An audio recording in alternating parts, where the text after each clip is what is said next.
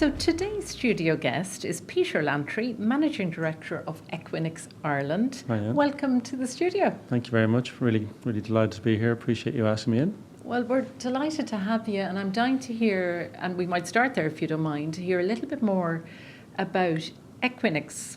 Globally, for a start, I think you might have 270, 280 data centres around the world. That's right, yeah. Am I right? Yeah. And then maybe tell us a little bit about the Irish operations. You're here 10 years?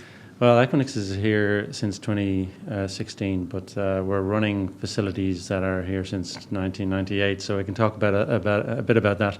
But yeah, and it's kind of an exciting story for Equinix. Equinix is the global leading co-location retail data center provider.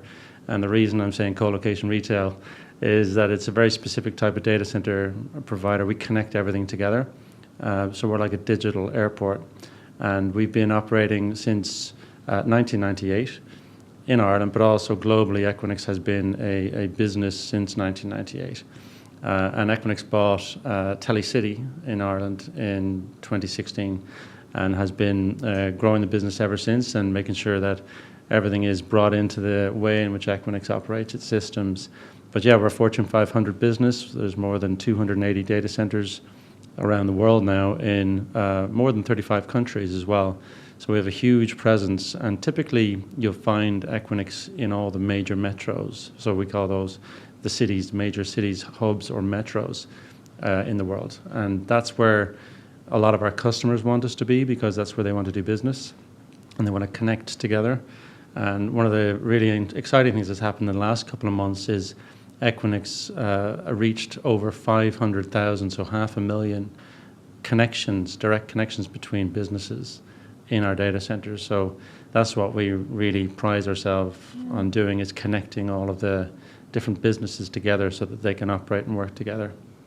And I mean, around the world you partner with the likes of NVIDIA and AWS and Google, am I right? Absolutely, yeah. So we have been building up over the years. If you think of us like the original telephone exchange, we have all the different network providers connected into us because they all want to be able to use each other to provide services to their customers. They piggyback on each other. And what happened then is you had the cloud players coming in, Amazon, Microsoft, Google and others. They all grew and emerged and all wanted to be connected as well to all the networks, because they don't want to have all the networks connected into their own facilities. So they connect directly into Equinix also. And then what you have is the content and media providers all looking to connect into Equinix as well, so they can access all their customers. So when you turn on Netflix at home, or you would turn on your TV, your smart TV, you get all the different applications. That's all through Equinix. And then you also have then the enterprise businesses, all of the companies, foreign direct investment, which is supported by the IDA a lot, and also the local businesses, indigenous businesses connecting in as well. And they need to be able to develop their connections in Ireland to their customers in Ireland and the Irish customer base, but they also use Ireland as a gateway to connect to the rest of Europe and to connect all of their customers around the world. And I mean, you would have come in originally through acquiring Telecity, and then I think you bought the BT, am I right? Last year we closed on the BT deal, so we bought 2 additional data centres, one in City West and one in Blanchardstown. And they're being integrated as we speak into our Equinix systems. So the customers in those 2 facilities are going to get a much wider, greater quality experience in the next couple of months, actually. And there's a new data center under construction, am I right? It's going to be the first retail data center that Equinix builds in Ireland. So we're obviously operating and running existing facilities right now. Spent a lot of money on optimizing them, making them more sustainable. But right now we are building a new one, which is called DB7. And it won't be huge from a power usage point of view, but what it will do is it will offer all of our customers the ability to continue to connect with each other and to decarbonize their own digital footprints by moving some of their workloads out of their offices into an Equinix space, which is where they all come together. And we manage then sustainability, we manage connectivity, we allow them to have zero latency experiences, so very, very low latency, which means getting faster transfer of data between each other. And we already have more than 90% of all the internet traffic in the world going through our data centers. We host the Irish Internet Exchange, for example, in the Equinix data centers. So all of that connectivity will happen, and our customers have been asking for more space to grow into in Ireland in the last 3 or 4 years. So we've been able to do that now, and we're doing it without adding any pressure to the energy grid, because the grid connection is already in place with EirGrid for that particular site. Yeah, so in Blanchardstown, is it? in Blanchardstown, yeah. So it's quite good in that respect. Yeah. It doesn't require a new grid connection Yeah. to do it. I'm obviously very keen to get new grid connections, Yeah. and I'll work on that. But it's something that we're able to do now in the interim. Very good. And I'll come back a little bit to Equinix if I may, but something we always do is get a sense of yourself, if I may, please, Peter. I think people are always interested. Could you tell us a little bit about your journey? You've worked with all sorts of interesting people, but leading up to here as your role as Managing Director of Equinix Ireland. Yeah, no problem. Thank you. Yeah, so my history of work is mainly in Ireland. I've been lucky that I've been able to stay in Ireland for all of my career. I've been doing some work in other locations as part of that, but I started off as an engineer, civil structural engineer with Arup, and that was a long time ago, back in 1998. Enjoyed that very much, but I also had a real urge to do some work in the digital space, because that was emerging as quite popular, very interesting at that time. And so I went and I did a master's in management science in UCD, and I went and joined then a consultancy firm, which is PwC, and that changed to IBM as well, because they had to swap out their consultancy firm into IBM. So I was in the IBM team as well for a little while, and the beauty of that was I got to work with loads of companies, providing them with IT and digital infrastructure solutions, actually. So it's all come full circle for me coming back into that space. But I was doing a lot of IT work. I was working as the database administrator for them and everything. And a lot of the customers wanted services and wanted to understand how to implement software, but they also wanted to embed these consultants into their businesses as much as possible, so they understood the businesses. So I learned a lot about leadership within those companies. And one company in particular that I was working for, EirGrid, which is the transmission system operator in Ireland, I was doing some very interesting work with them, and they decided that they wanted me to join them full-time. And I spent 17 years of my career working with EirGrid. A great company. It's the transmission system operator for Ireland. So it's a very purposeful business that's supporting critical infrastructure so that people can live their daily lives and have lights on and keep things going for the country. So it's a utility, and that's something I was drawn to. Servicing others, doing good things for the country and giving something back was something I found really interesting. And I was working in there, and because I had a background of structural design and also digital and IT, I was able to move between different functions within EirGrid over the years, and I was able to work my way up by doing that. So I swapped between IT and I was building overhead power lines and doing substations. I was actually connecting data center customers at one point as a manager for grid connections, but I was also connecting a lot of wind farms and solar farms and working through that within EirGrid. I also helped with what's called the Irish single electricity market, so the design of that and the modelling of that, and getting that implemented from a software point of view. And that's where I was introduced to a company called ABB, which is a global company that does a lot of work in energy infrastructure mainly. And they changed their name to Hitachi Energy pretty much when I joined them. I had been running the interconnection business between Ireland and Wales. It's called the East-West Interconnector within EirGrid. And I was also involved in the Celtic Interconnector, which should go live in a year's time, or maybe 2 years' time, which is going to connect Ireland to France with 700 megawatts of electricity capacity, which is a lot of energy. And that exposure to that company, Hitachi Energy at the time, or ABB, really drew me into what they were doing as well, interesting products on a global scale. So I was asked then to work for them. I spent 2 years as their managing director. And as part of that, I was the Irish managing director, but I was asked to take on the global industry lead for them on data centers. So I grew that business within Hitachi Energy from 350 million to 750 million within 1 year. And it was mainly because of the boom in data centers at the time. Yeah. COVID had only just happened. There was a real boom in everything to do with digital infrastructure, and all the technology and all the energy equipment that was needed to help connect that was required everywhere in the world. So I was heavily involved in that.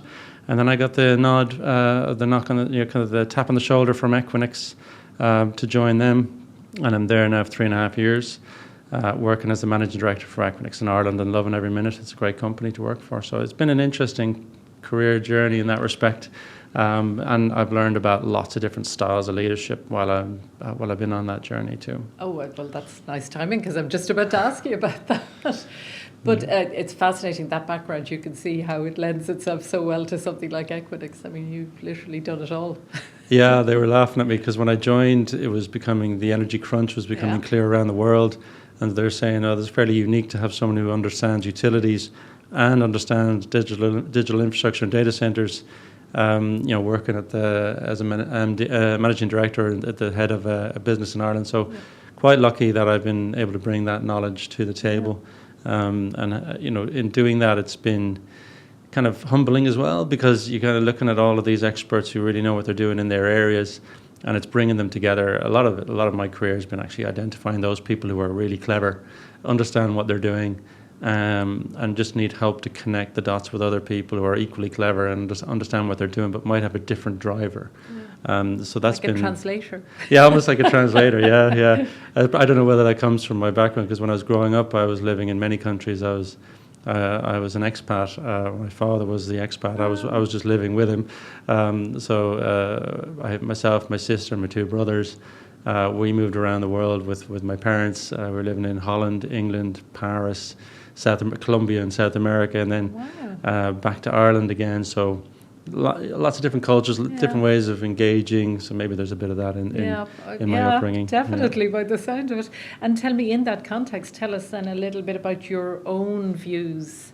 And I know we don't have much time here today, but just overall your own views on leadership and what you think a really good leader looks like. Yeah, one of the leadership styles I read about was level 5 leadership. It's a long time ago. I can't even remember the person who wrote that, but it was about leading by example, listening and supporting others, bringing together the right kind of expertise that will drive a solution, and then basically enabling them to get to the outcome. So removing barriers. So as a leader, what I like to do is spend the time I have trying to eliminate those elements of noise that might not help the team to deliver what it needs to deliver, giving them a really purposeful vision as well, that they can follow and lean into. As a leader, it's so important that you have that, and that's why I kind of like the utility or the critical national infrastructure nature of what we do in Equinix as well, like a digital airport, if you like, and what we're doing is connecting everyone together, allowing everyone to do everything they need to do on a daily basis in a sustainable way. So that kind of message really resonates with me as a leader. And I think the whole team can get behind that. So it's about communicating that. So as a leader, if you communicate it well and you keep communicating it and reminding people of how important it is, what they're doing in each level of the company, that's a really important part of leadership. And then one or two other things that come to mind would be, whenever you think about a good leader, a lot of it's around how they focus on the conversation, they're in the moment, and they engage with the people they're talking to in a way that is fully engaged rather than distracted or thinking about something else. And as a leader, I try to make sure I do that I give the people that I'm speaking to the full attention, that they feel like they've been heard, understood, their views have been taken on board, and that the best possible outcome for the business is being driven by those interactions. So that's part of the leadership style I would take. I love it. I think it was at Louth. You announced about 200 new roles in Louth. I want to talk to you about talent, and it was just in that. I think that was just back in February. Am I right? It's this year, quite recently. So just in that context, I'd love to ask you a little bit about, how do you attract and retain the best talent, and particularly in that whole area of engineering and... Yeah, there's Ireland is quite good in that space. I'll explain it in a moment. But just on the Hanley Energy investment in Louth, that's an exciting partnership with an Irish company, Hanley Energy, that is quite innovative, and they have dedicated an entire factory to Equinix, and we're investing 700 million to do that, to help them with that. And what we'll be doing is buying their products for all of our data centers around the world. And what they have as well is more than 200 actually, very specialized, highly skilled technical roles that they're hiring for and training up right now in Hanley Energy. So they're a good partner, and that's quite typical actually of Irish businesses that support the data center industry. One of the terms that I heard used in Europe was nobody ever got fired for hiring an Irish company to help them build a data center. And that's very much kudos as well to, it's kudos to the Irish teams and even Enterprise Ireland, who've done a great job of supporting that as well. And IDA also showcasing that to all of the foreign direct investors that want to use Irish support. So it's been an interesting journey there, but for Equinix, we actually have a very strong centre of excellence in operations in Ireland and in design and construction. So we've the global head of design works in the Dublin office, and we also have the EMEA head of construction working in the Dublin office, and their teams are there. So we're able to attract that kind of talent. And the beauty of it in Ireland is you have all of the data centre industry having been so successful over the years. They're now able to kind of cross-pollinate and you can hire from each other. Equinix has been used by a lot of companies almost like a training ground, because we also have apprenticeships and internships every year to support new talent and bringing it through. And it's great to see those people joining the company and learning about what we do, and we have labs for training in. And then all of the other large players like Microsoft, Amazon, Google, Meta, they also have similar types of arrangements, maybe even on a bigger scale. So it's quite a good environment in Dublin to be able to find the right talent, and in Ireland to find the right talent and retain it. I think that's something that has been really driving our economy actually in the last while to be so successful. And you have touched on IDA once or twice there already, but IDA Ireland are our partners on the podcast, of course. And so I always ask, what's it been like working with them? And I'm sure you've been working with them from day one, have you? Yeah, I mean, I've been working with the IDA. An interesting soundbite is when I was working in AirGrid as the grid connections manager, I spent a lot of time talking with the IDA about solutions for customers like Amazon, Microsoft, Google. And those companies were building large data centers at the time. And the grid connections were unusually large for what AirGrid had been used to. So the IDA really stepped in to try and promote that and push it forward on behalf of those companies. So that was interesting to see how strong a reach and so how influential actually the IDA was in supporting the Irish economy, which was great. And since I've been working in Equinix, I've had a huge engagement with the IDA. I've been working with them on sustainability projects. We have solar canopies being put into our DB3 site in Blanchardstown, and it's one of our retail sites that's been there since 2012, but now we're putting in quite a lot of sustainability initiatives. We actually have hydrogen fuel cells there at that site at the moment, so we're going to be using hydrogen to power some of the data hall, which is the first of its kind globally, which is a nice thing to be able to do. So we've about 12 weeks of doing that right now, so I'll be inviting people to come and have a look at that.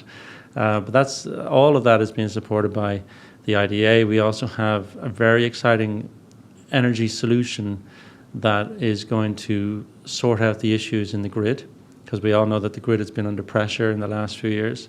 A lot of it down to the demand for digital infrastructure similar to what Equinix uses. And that requires some really innovative engineering. So there's research, development and innovation around that. And the IDA has already stepped in to say, look, we're interested in supporting this. And they are helping me to shape it and work with ESB Networks and AirGrid to find a way to move forward, in particular in the Dublin Metro, where we have to be, if you can imagine it, we're like a Dublin airport for data. And and explain that to our yeah. readers, why that is so important, because everyone talks about when we develop, and wouldn't it be great if we had data centres in the West? And yeah. But explain why the Dublin metro area is so crucial. Absolutely, yeah. So for us in Equinix, we have more than 300 customers in Dublin, and all of those customers want to be able to look after their own equipment. So it's their equipment that is hosted in our data centers, and they want to be able to connect to any network, any content provider, any supplier of services digitally that they need. Equinix stands for equality, neutrality, and internet exchange. So all of those connect together. We have more than 80 network providers connected into us. We have the public clouds connected into us, the content and media, all the enterprises, as I said, all connected into us. And all of our customers need to be able to get to their facility, to their cage or cabinet in our data center to look at, maintain, support, manage their own networking equipment, their own servers, their own cybersecurity requirements. And so they want us to be in Dublin so they can get there quickly, or they can hire service providers to do that. And they also want us to be within a very highly meshed ecosystem. And the highly meshed ecosystem is all of these different networks connected together into our data center. You can't replicate that anywhere else in the country. And it's very much about being within a 10 to 20 kilometer radius of an Equinix data center, and then they will build out their facilities in that way. The beauty of the government policy at the moment for renewable energy hubs, where you might have digital infrastructure in other locations, is that might work for AI, large language learning models, or for particular workloads that a public cloud operator or the likes of Apple might have. And they can place those in those more rural or located close to offshore wind farms as they come onshore, or when the power is brought in. Those make sense. But for us in Equinix, we would always still have to build out our solutions in the Dublin metro area, so that those companies that do build something a little bit further away are able to, with the lowest possible latency, so the least time lag, get access to that highly meshed solution that's in the Dublin metro, which is then also connected in subsea to the rest of the world. And all of the subsea network cables that come into Ireland come into Dublin as well, most coming into an Equinix data center. So everything is connected together there. We could start building out Equinix solutions in other locations, but at the moment there isn't the business case to do that based on the number of customers, what we call the eyeballs, the customer eyeballs looking at what we do, and the networks connected there. So it's about the ecosystem. The time has absolutely flown by, and I do want to always ask about the future. So, we touched on it there, the challenges, the elephant in the room is all the debates around data centres and energy and you name it. But tell me a little bit about the future for Ireland in your view, and that whole area of, obviously, with the AI needs and the compute needs and everything, what it looks like for you and what we need to be considering. Yeah, I really like that question, because if you look to the future for Ireland, we have an ambition to be a leading digital hub. And that's a good thing. That's something that the Irish government have been looking at for many decades, and it's worked well for us as an economy. But we also want to be a leading sustainability hub, and we have a great opportunity there. If you look at it, we have a government ambition to have 22 gigawatts of renewable power connected to the grid by 2030. Now, even if they reach a portion of that, 70% of that, that's still a huge amount of power connected to the Irish electricity grid, which is renewable. And right now in Ireland, we might use 6 to 7 megawatts, or gigawatts, I should say, at any one time, at the peak time. But now what you're looking at is 22 gigawatts connecting. Now, if there's 22 gigawatts connecting, you also have to have stable gas or interconnection as well that you can use to step in when the wind and the sun aren't available, or storage or things like that. So there's a huge opportunity for storing power, maybe producing hydrogen, using batteries, optimizing the way we use energy. And you also then have to have demand for that power. And we're not going to export it. The likelihood is we'll be importing from France and England because the power prices there are lower. So we will import from them. So the trick is, with the power that we do have in the country, we should be using it.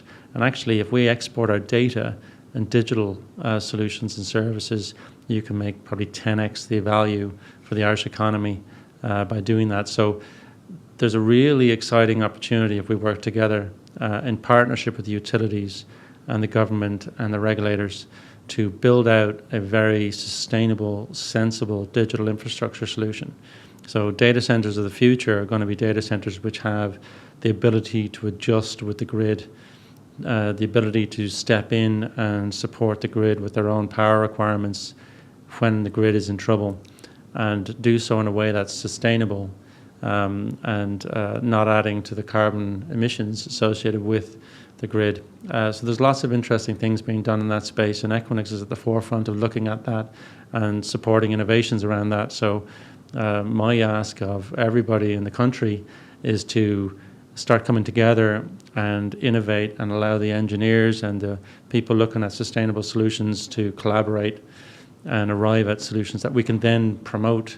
And again, the Irish government and the IDA will be at the centre of enabling all of that as well. So there's quite a big opportunity if we take it. I'm very much glass half full when it comes to these things. Their demand from customers for what we can do in digital services and in digital infrastructure is very high still. And that's been driven by AI and AI inference, which is not the same as AI learning, is where a lot of the value will be. Yeah. And that, again, will probably most likely have to be in the Dublin metro area and surrounds. So we have to figure out ways to optimize the grid to enable that over the next 5 to 10 years. And if we do? Well, if we do, it would be a very wealthy country. We'll be able to maintain very strong growth. The jobs will be exciting, really interesting jobs coming for people. Creative people are going to be the ones that come out on top. And a very exciting future for our families, for the next generations. And so we can give something back as well and help grow all the talent that's waiting to be developed and to learn about the future of Ireland. Well, listen, that's very exciting. I hope we can all get together. Yeah. Thank you so much for coming in. That was absolutely fascinating, and I hope people have a better understanding how all of that works now after that conversation. I know I do. So thanks a million. Very good. Thank you very much.